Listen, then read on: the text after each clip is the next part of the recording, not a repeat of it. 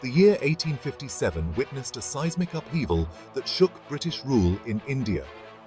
The Indian Rebellion of 1857, also known as the Sepoy Mutiny, was a conflagration of discontent and political ambitions. Ignited by the infamous greased cartridges of the Enfield rifles, rumored to be tainted with animal fat. This incident became the catalyst for a widespread uprising against the British East India Company. The rebellion spread across northern and central India, engulfing key cities. From Meerut to the Mughal court in Delhi, the flames of revolt spread. It was a struggle for independence, a fight for dignity and self-determination. The events of 1857 forever altered Indian history, leaving a legacy of resistance and sacrifice. The Indian Rebellion of 1857 was a tapestry woven from the threads of diverse motivations and aspirations. At its heart were the Sepoys, the Indian soldiers who formed the backbone of the British East India Company's army. Men like Mangal Pandey, a young sepoy in the 34th Bengal Native Infantry, became symbols of resistance. Pandey's defiance of the greased cartridges, his subsequent execution, ignited the flames of rebellion in Meerut and beyond. In Delhi, the rebellion found a figurehead in the aging Mughal Emperor Bahadur Shah II. Though a ruler in name only, Bahadur Shah's lineage gave legitimacy to the uprising, transforming it into a war of national liberation.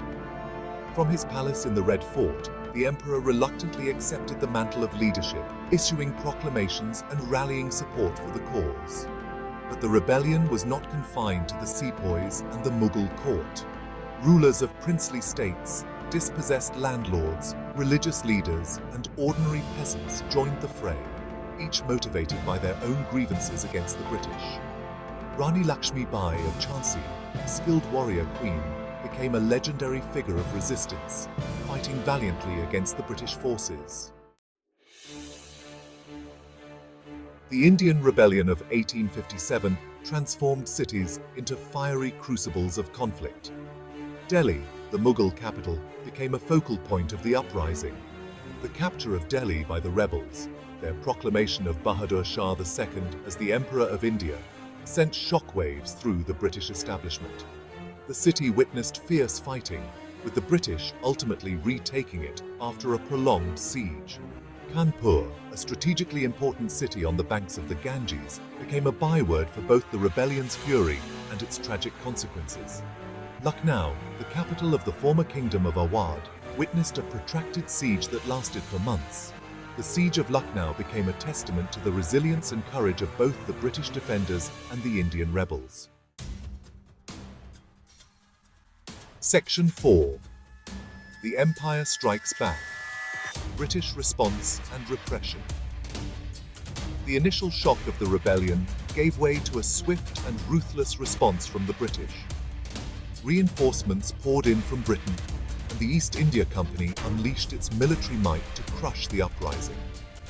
British officers like Sir Colin Campbell, known for his experience in suppressing revolts, played a key role in turning the tide of the conflict. The British employed a combination of military strategy and political maneuvering to quell the rebellion. They exploited divisions among the Indian rulers, securing the loyalty of some princely states, while crushing others that sided with the rebels. The British also used propaganda and psychological warfare, spreading rumors and attempting to demoralize the rebels. The recapture of Delhi in September 1857 marked a turning point in the rebellion. The British, under the command of General Wilson, stormed the city, engaging in street-to-street fighting. The fall of Delhi was a major blow to the rebels, symbolizing the waning of their fortunes. The rebellion saw brutal atrocities committed by both sides. British forces often responded with severe retribution, executing captured rebels and civilians alike. Entire villages were razed, and countless lives were lost in the ensuing chaos. The rebels, on their part, were also guilty of extreme violence, targeting British civilians and loyalists. This cycle of violence and retribution left a deep scar on the Indian subcontinent, a grim reminder of the costs of colonial rule and resistance. The Revolt of 1857, though ultimately unsuccessful, had a lasting impact on the Indian subcontinent. It marked the end of the East India Company's rule and led to the direct administration of India by the British Crown. The rebellion also sowed the seeds of Indian nationalism, inspiring future generations to fight for independence. The events of 1857 are remembered as a pivotal moment in India's struggle against colonial oppression, a testament to the resilience and courage of those who dared to challenge an empire.